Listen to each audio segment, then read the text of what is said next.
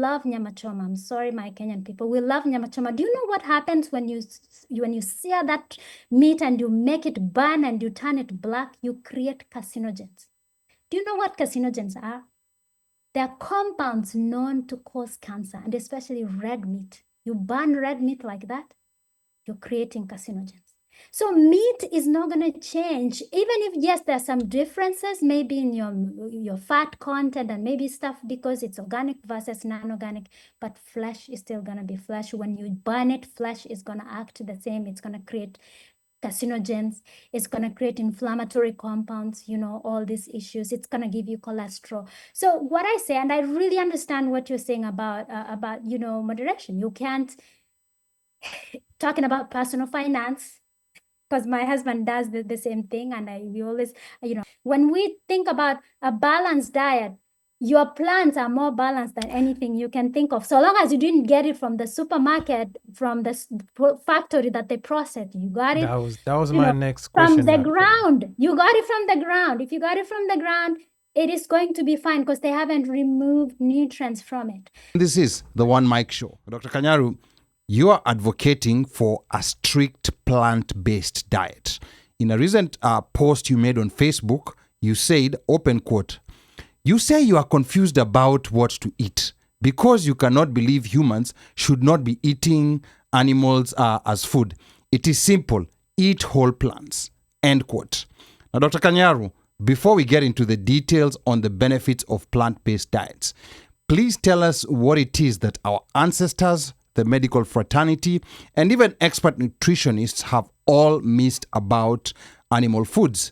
Our audience wants to know why it is that you are one of the few nutritional experts who's advocating for the extreme position that all animal products, from meat to eggs to milk, were never meant to be consumed by humans. Dr. Kaniaru, talk to us about this. Right. And, just for the records, I've been totally plant-based for 18 years. I had my kids while I was totally plant-based. So, and they told me when I was pregnant, they're like, at least eat some eggs. At least you need to drink some milk. I was like, no, I'm not doing that. And I wasn't born like that. Okay. Because I said 17 years ago, I'm not 17 years. So I was born, in a family where in fact, we had cows. I drank milk. We had chickens. We had eggs. And my dad loved meat. So every chance he had to buy meat, he bought it. So I did all that. But then this is the thing. So I have looked at the studies. So I always had an interest in medicine, and I always had an interest in prevention of medicine. So a little bit background about myself. I'm Seventh-day Adventist. So there was a teaching about plant-based nutrition and health and all this. So I got myself into reading a lot of that, but then I started doing my own research when I came to America. So I went to medical school here.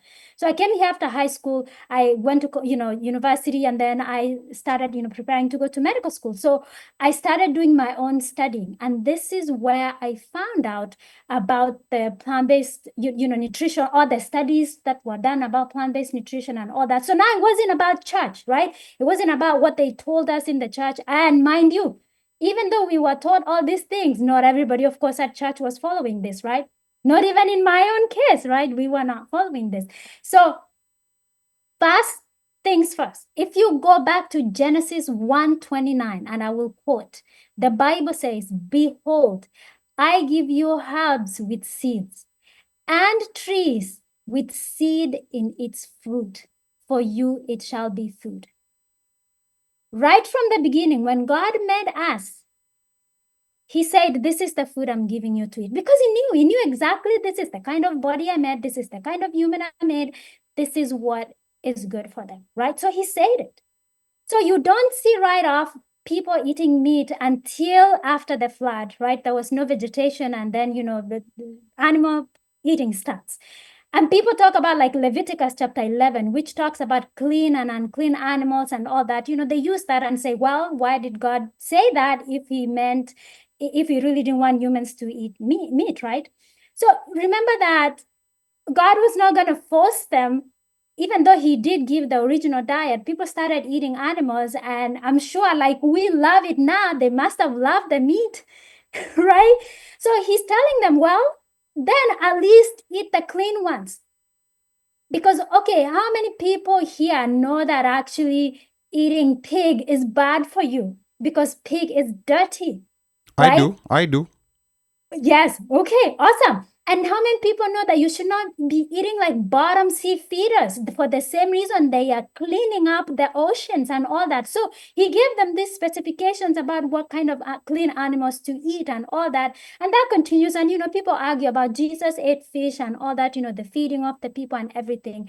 But remember that still it doesn't take away the fact that when he created man, this is what he gave us. But this is really what we should pay attention to. After all those years, science has now found out. If if you look into science, there's China study. There is an Adventist study. Yes, again, that started from the Adventist, but scientists were studying the Adventists because they had this, spectrum of eating. There were those that were completely plant-based. There were those that were pescatarian. They were vegetarian. Then there were those, just eating regularly, right? So they just noted patterns.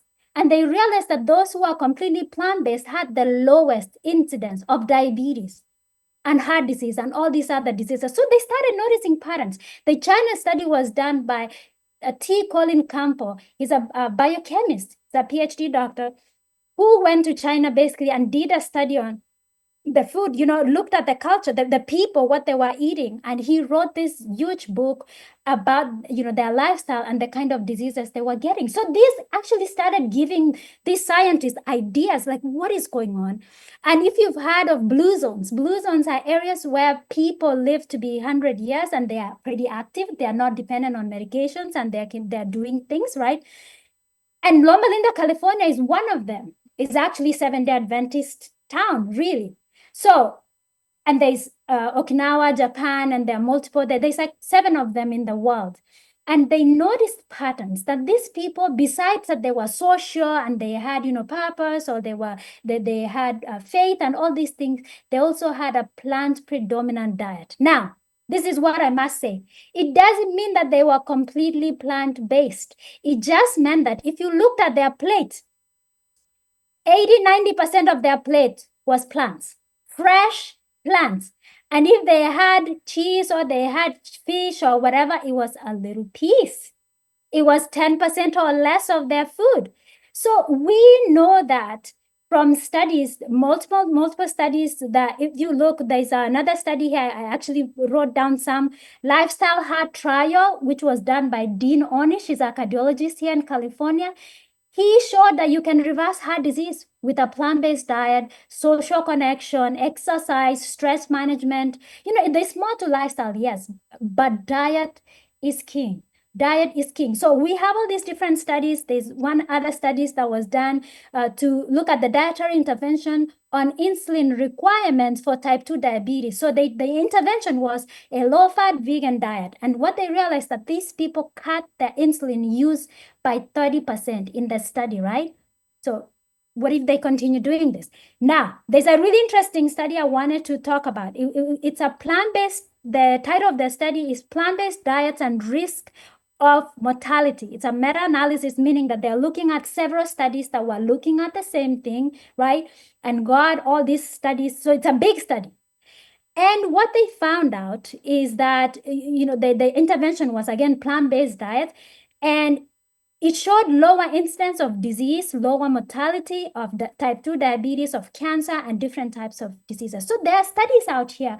If you go, now people are becoming into AI. If you go to ChatGPT and say plant-based studies and disease reversal, I'm telling you, you will find them. But I just mentioned some for today. And then the same Dr. Dean Ornish did a prostate cancer lifestyle trial. Same thing, plant-based diet, low stress and exercising and all that. And he actually seen the prostate cancer getting better for these people that were on these interventions, whereas the control group, meaning those people who just continued in their regular life, the prostate cancer got worse, right? So we have studied, but this is the thing. I want to say why we're missing it. One, if we don't believe the Bible, we don't know what God recommended, then we're going to be fighting. This person that does this study, who is doing the studies? Some of the studies are done by the egg industry, by the meat industry. You think they're going to say that meat is bad for you or eggs are bad for you? So you got to know who is doing the study. So first of all, like I said, understanding what was the original diet and looking at the studies and what actually makes sense. And I tell my patients this, and the people that I interact with, what actually really makes sense, because today there's a lot of popularity of low carbohydrate diets that promote animal-based eating, right, as a solution to our disease. And I tell my people, listen, if somebody today told you that eating fruit is bad for you, and eating starchy vegetables like potatoes and squash and all that is bad for you, eating beans is bad for you because beans is 60% carbohydrates, will you believe this person using common sense? Will you believe this person? Now, Dr. Kaniaru, wow. Again, so much to unpack here. And you brought the spiritual aspect. And that's an interesting perspective, because here at the One Mic Show, we are diverse in what we believe. And myself, I'm a Muslim, the Quran also talks a lot about food, plants, animals. So I'll tell you this, from a Quranic perspective, they're animals that God has given us to eat. And I'm saying this because there's different perspective from different kinds of faith. So there's a lot of animals that have been mentioned in the Quran. The Quran is actually very, animal heavy, when it comes to teachings about, how to do certain things, how obedient they are to us, how we climb some of them, and how, we eat some of them. There's a lot of verses about that. So this is very personal, because it's not only spiritual, but it's also cultural, in the sense that, most of us come from cultures where eating meat is a normal thing. And I want to slowly first bring this to the panel here, because this is very heavy information that people Can are I consuming. jump in? Yes, of course, Mika. I'm coming to you. This is very heavy, coming in the sense that there's certain foods that we are used to eating. Then there's conflicting advice from experts, like yourself. There's another expert who's going to come with a very compelling story about how, we should lower the amount of carbs that we are eating, and that we should increase the amount of animal proteins that we are eating. So we're in a state of confusion. And eggs. Yeah. Mayai ukule eating. Yes, we're in a state of confusion. And part of the reason why, I wanted to hear your perspective is for the people who are listening to broaden their nexus of information. So Mika, let's hear from you based on what has been said here about diet. Mika. Okay, so when we come back to diet, this is something that I hold very close to my heart, because if you're somebody who you've known me, you'll know that I've undergone a few changes in the past 3 years in my life. And in those changes, what most people see is just that I've lost weight. What most people don't know is that I've had some health problems. My co-hosts here know and understand. They've been with me through this journey since 2015. And I want to say diet healed me. Medication healed me, treatment healed me, but I want to say diet is the thing that healed me the most. And that is the reason why a healthy living and a healthy lifestyle is something that is so close to my heart, it's so deep to my heart, because it saved my life. So I won't talk too much into it, but I want to talk about the diet part. And one thing about getting on that diet part was me sitting down with doing something called a DEXA scan. A DEXA scan basically looks at your body. It looks at your your percentage between muscle density, bone density, fat, and water, and calculates everything in your body and decides for you how much you need to lose of what but that you have to lose. So I had to work on my bone density. I had to work on my muscle capacity. I had to work on my fat count, and I also had to work on my water count. So basically, I had to reset the whole of my body.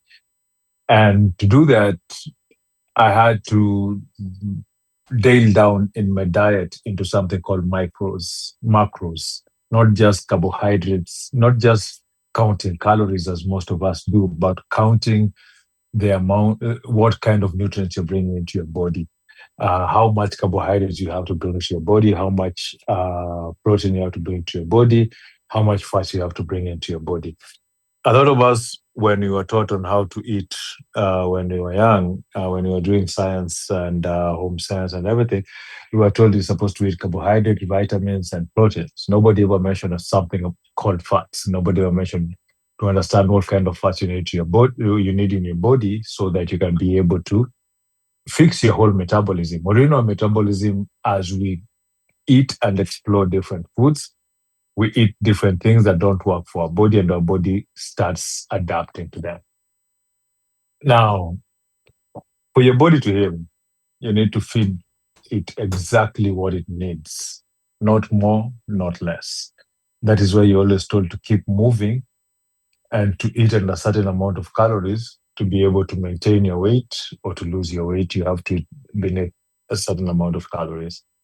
And when I was working on my diet and I was working on my diet was considered that I had to balance it out. I had I had done all the diets in the world, paleo, carnivore, I had done all those diets. When I realized that I have to eat a balanced diet, I just have to dial down my macronutrients to what my body needs and the amount of calories that my body needs to be able to get back to a healthy place. And that diet was not restricted. The fact of the matter is that, yes, a plant-based diet will give you everything. When you talk about macros, let me define what macros is. Macros are going to be the carbohydrate, protein, and fats. And the funny thing is that all foods have all three macros. It just depends on the percentage of macros those foods have. Now, the thing is, a protein only diet has protein, a plant only diet will have proteins, but majority of the time it will have a higher carbohydrate count than an animal based diet. But when you balance all these things out, they cancel out each other, or rather, they balanced out each other to allow for your body to heal. So, when it comes to the diet part, I'm the kind of person who I will tell you, or I believe in that a balanced diet that you incorporate everything is way better than a diet where you're restricting everything, especially since we're human beings and we have cravings and we like different things.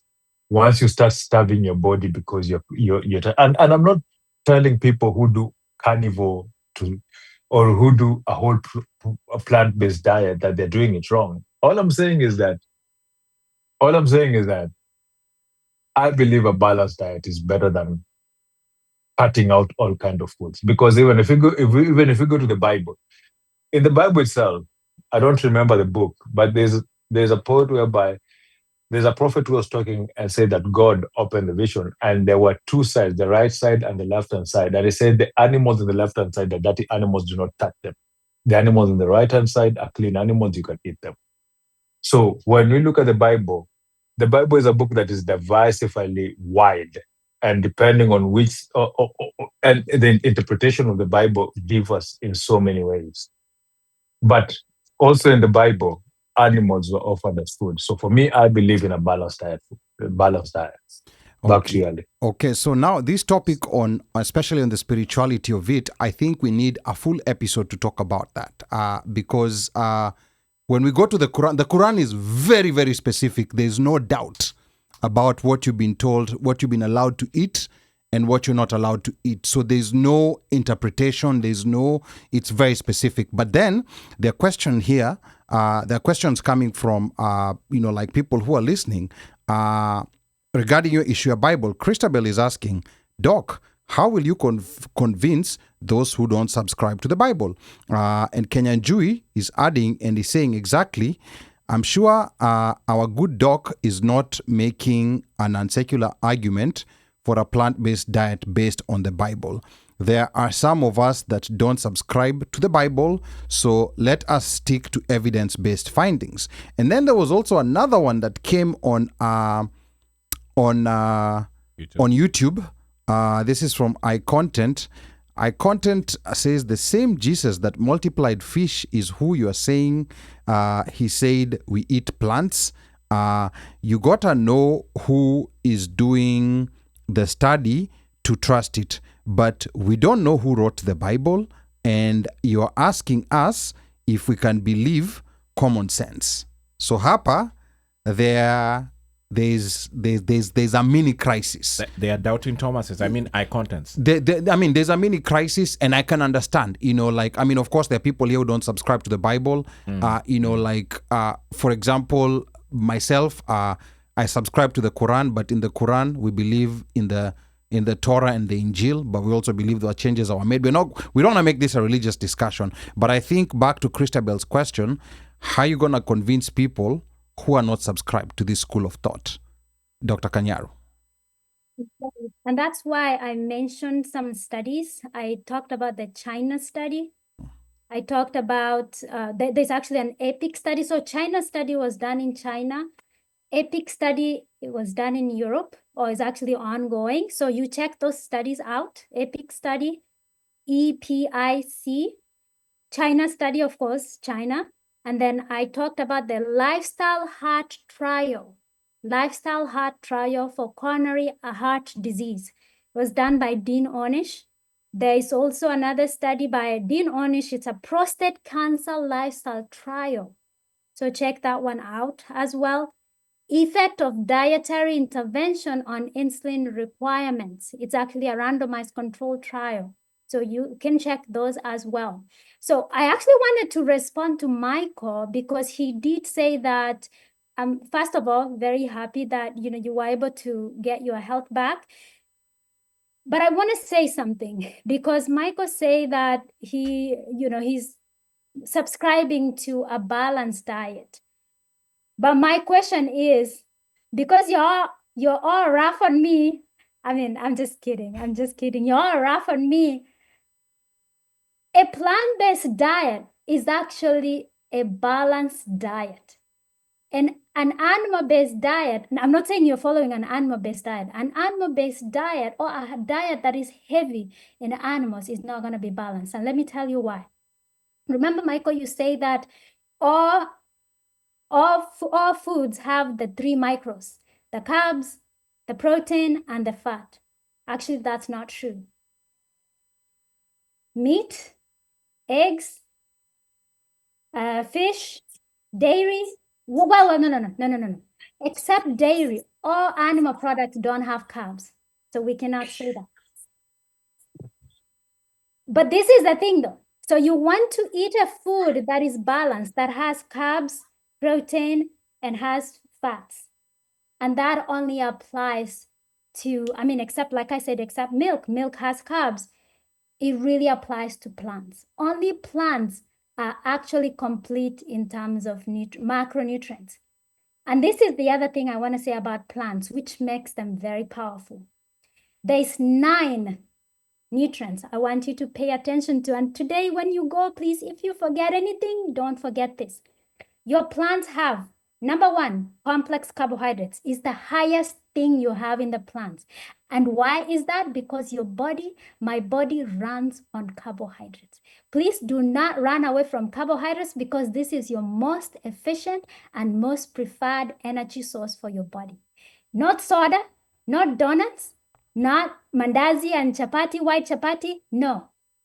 Sweet potatoes, Ugali. beans, fruits, ugali, yes. But preferably if you can get like whole grain type stuff, if you can get complex carbohydrates, don't do simple sugars and refined sugar stuff. Once in a while you can do that, but don't make this a habit, So your plant foods are abundant in carbohydrates. In fact, plants are generally about 70% carbohydrates. And do you know why? Whatever runs the engine is what you need most. Perfectly fine. Number 2 macronutrient you have is protein. What does protein do? Protein does repair. It makes hormones, neurotransmitters, it builds muscle and all that. Let me tell you this, you don't build muscle in a day. You don't need to eat a whole pound of steak. Because this is what they made people believe, that you need all this protein to build muscle. No. You build little by little by exercising. You stress your muscle. It repairs, so it builds. So you don't need all that. So your body needs little protein. So your plant food have about 20% protein. They also have about 10% fat, except avocado, nuts and seeds, they have more fat. You understand what I mean? Like they're going to have more fat. It's not going to be 10%. So your plant foods have all the macros. They also have vitamins, different kinds of vitamins. They have minerals. That's 5. They have fiber. Don't even get me started. I'll talk about fiber for an hour. They have phytonutrients and antioxidants. Let me go back to the phytonutrients. Phyto is a Greek word for plant. It's only plant specific. This is what gives plants their color. It's what gives the purple, the green, the red, the orange. Do you know what this does? They are bioactive compounds that protect your cells and DNA from damage. They're phytonutrients. And then I talked about antioxidants. And you have water. You can imagine your fruits and all these foods, they have water. So today when you go home, think about your plants. But I'm talking about whole plants. I'm not talking about the white flour you go pull from the store. You won't have all that because they processed it and they removed nutrients. Your plants are powerful in nutrients. They are going to come with all these nutrients. And let me say this while we are here. Complete protein, when they talk about animal food has complete protein, guess what? And this is why there's a lot of confusion, because even in nutrition, they told them that for your plants, you need to combine this and that and this and that to get complete protein. Guess what? That has been debunked. Every plant you see out here has complete protein. The only difference is, so a little bit about protein. When people talk about protein, we're talking about amino acids. Amino acids, so there's 20 amino acids, 11 that your body can make and 9 that you need. They're essential, meaning you have to supply from the diet. Guess what? All your plants, each one of them has the 9 amino acids. The only difference is when it comes to your animal food, they have high levels of all the essential amino acids. Your plants have varying proportions. They will have high of this, methionine, and low of leucine, and isoleucine, and all these different, amino acids. So from that, the nutritionist thought, plant protein must be inferior because you don't have all high levels of amino acids. Guess what? That's what makes plants powerful. Because when your amino acids are not elevated in those high levels like that, it doesn't stimulate growth hormones. There's especially a very powerful growth hormone called insulin-like growth factor. When you eat all this animal food with all these high amino acids, it stimulates insulin-like growth factor, and it stimulates growth. And that's why we have our kids growing, so they're so young, they're still 8 years old, getting premature puberty and all kinds of issues, because we are stimulating a lot of growth by eating all these animal amino acids. So in fact, you have better amino acids in your plant. You have complete amino acids in your plant, or whatever, essential amino acids. So I know there's a lot I can talk. I want to pause so then we can continue. Yes. But I wanted to say one more thing. I told you about the 9 things your plants have generally, right? The 9 things. Your animal food, they're lacking fiber, zero. They're lacking carbohydrates. They're lacking some vitamins like vitamin C. They're lacking phytonutrients and antioxidants. Remember what I said, phytonutrients and antioxidants protect your body from disease. So now you're eating a food that actually will not protect your body from disease. Your phytonutrients and antioxidants are like police in your body that are looking for disease-causing stuff. They're free radicals, killing them. And when you eat an animal-based diet, you are basically letting your body get attacked. You're not putting protection in your body. And I'm not saying we're not doing this. I'm just saying when we think about a balanced diet, your plants are more balanced than anything you can think of. So long as you didn't get it from the supermarket, from the factory that they processed, you got it. That was my next question. From the ground, you got it from the ground. If you got it from the ground, it is going to be fine because they haven't removed nutrients from it. Now, Daktari, Yes. Yeah. So I'll tell you one thing, because one thing that all of us have experiencing from when we were born is eating. Like we all have a certain relationship with food. And of course, the information you're giving is very compelling. It's backed by certain studies. But I'm going to read one comment here that Kenyanjui made earlier. And he says, so is the issue here the lack of moderation on animal-based food sources as opposed to full elimination of animal sources to a plant-based diet? The root cause of some of these issues that are being attributed to an animal-based diet is primarily how we are raising the animals. Mm-hmm. At least people, the Maasai, have been on an animal-based diet for millennia and are some of the healthiest people on earth. Now, I know you've said something about the Maasais on your Facebook page because I was trolling your Facebook page, but I'm going to tell you one thing. You've been on a plant-based diet for 18 years. So now I'm going to be the expert of telling you what you would not know, having been in a plant-based diet for 18 years. And I'm going to compare this to, because one thing I compare, there's 2 things I compare, my expertise is in personal finance. And finance and diet have 2 things that are very common to each other. And I will also say working out. And in my earlier days, when I would learn about, the most optimal way to do something, and it would be very compelling, and I would wonder oh my goodness, how can people be this foolish? They cannot see this. They have to follow this path. But over time, I worked with a couple of mentors, and they made me understand one thing. Sometimes the best path is not necessarily the optimal path. You who's on 100% diet, you're on an optimal path. But sometimes the best path is not the optimal path, but it is the path that you can best follow.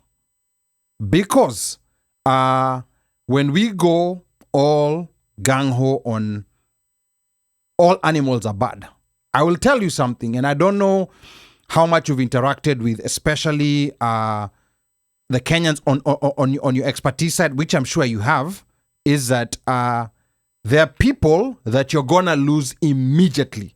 The moment you say all animals are bad, there are people who will not listen to you. For anything that you say after that, it doesn't matter what study you quote. It doesn't matter what it doesn't matter what you say after that. So, and it's the same thing in finance. I came to learn, there's certain habits that people have, over time that may, they may not be life-ending, but they may be detrimental to their financial well-being. So you're better off guiding this person towards doing this less in a consistent way. Because when you go cold turkey, what happens?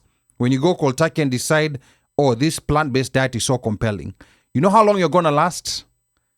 3 days. You will last 3 days, and even if you make it to the 4th day, you're going to be very lucky. That's why I think it is very, very important to ensure that, even in your evangelism of the plant-based diet, to be a bit kind. I'm all this. I'm in the same school of thought as maybe Kenyan Jui, because I think part of the problem is that there's an excess of these foods that are being eaten. That there's no doubt, and I think we can all agree that eating excess red meat, like if breakfast, lunch, dinner, ni 80% of your plate ni nyama, we can all agree that that's a serious problem. But if we have a situation where you're mixing up the foods you're eating, unakula ugali, and here not saying that this is the optimal path, but it is the path that people can take. Because I'll tell you, ukija pwani, ukija kwetu pwani, and you bring all that talk of plant-based diet, goodbye, good night, that's what you're gonna get. Ukienda kwa kina Omosh, watu ambao wamekuwa kila samaki tangu kabla wazaliwe, hata kabla nyonye maziwa tayari wanakula samaki, and then uambie samaki si wazuri, goodbye, see you some other time. So I think that is the challenge, daktari, that right, you're gonna have to deal with, because I think the goal here is to get people towards a healthier diet and not an optimal one. Because your optimal one, I will tell you that from experience that it may not work. And I think also Bandio had a couple of questions, like when you are talking, and mi yangu ilikuwa tu ni, like bringing the human side of it, not the expert side, but the human side. Bandio, you had a couple of questions you wanted to ask her. Moja tu. I just wanted to see, when you talk about all these, did you call them nutrients? Nine what you say? 9 nutrients. 9 nutrients? Yeah. Does it matter how that plant was farmed? My question is, if I'm eating organic chicken or organic cow compared to manufactured plants, because nowadays it's like some of them are really manufactured. They don't see sun, and it's just chemical from kupanda mpaka kuvuna. Do we still get 9 nutrients when the vegetable or the plant is like that? And 2, what's your take on these plant-based, how do they call them, beyond meat kind of product? Right. Very, very good question. So I will actually give my own example, because I bought regular grapes and I bought organic grapes. I can tell, because I find like a regular grape that they have done whatever they have done to it, and it's like watery and it's big and all that. But even with that, personally, I do try to do organic, but I really don't all the time, because even outside, I have a little backyard. I try to plant some, skuma there and stuff, but it's hard. It's actually not easy. Yeah. So what ends up happening, I try to get organic if I can't, and actually sometimes I get frozen. I go get like frozen blueberries organic, frozen whatever, mango chunks and all this, whatever I can get. But honestly, for me, I shop even at Walmart. I get what I can get. Because to me, honestly, it is still better. You might think that, well, it might be better off me going to get the farm-raised chicken or organic, beef, steak and all that. Because listen, this is the thing. Flesh is flesh. That chicken, that meat is coming with no fiber. That you cannot do anything about it. It's coming with cholesterol. It's coming with saturated fats. That's the solid fats. But also when we cook this, and we love nyama choma. I'm sorry, my Kenyan people. We love nyama choma. Do you know what happens when you sear that meat and you make it burn and you turn it black? You create carcinogens. Do you know what carcinogens are? They're compounds known to cause cancer, and especially red meat. You burn red meat like that, you're creating carcinogens. So meat is not going to change, even if, yes, there are some differences maybe in your fat content and maybe stuff because it's organic versus non-organic, but flesh is still going to be flesh. When you burn it, flesh is going to act the same. It's going to create carcinogens. It's going to create inflammatory compounds, all these issues. It's going to give you cholesterol. So what I say, and I really understand what you're saying about moderation. You can't, talking about personal finance, because my husband does the same thing, and we always, I'm always looking about into that. So I understand completely what you're saying, because he goes, yes, we should be doing this, but yeah, we're not doing it, or we're not doing it fully. You understand what I mean? Like, it's all a spectrum. So what I recommend to my people is, if you're sick and you desperately need to get well, and I'm sure many people will, because let me tell you something, and I know we are not here to talk about that. Do you know one of the earliest signs of heart diseases for men? And I know we're not here talking about men. Oh, Well, boy. we're talking about everybody. Erectile dysfunction. You eat this meat and all these cholesterol and saturated fats, it clogs your little arteries that go to your penis area. And you can't sustain an erection. It's the early sign of coronary artery disease. Like, you having basically disease all over your body. And that's the first place it manifests, because those arteries are so small. And you need blood flow. You need good blood flow to go to your penis to have an erection, to sustain an erection. So I tell people, why would you play around with this? You come to the doctor and say, I'm having erectile dysfunction. And they're like, oh, there are some other things they look at. Are you having some psychological issues, whatever, testosterone issues? And remember what I said? Testosterone issues, it didn't just appear. You converting your testosterone into estrogen. We're making this happen in our body by having so much fat in our body. And while I am on that, why do we accumulate too much fat in the body? It's not because of carbs, like they are telling us out here, like, oh, carbs get turned into fat. What did I say? Carbs burn for energy. You eat fat in the nyama choma, you eat fat in these eggs, in these dairy products and stuff. That's where the fat comes. So what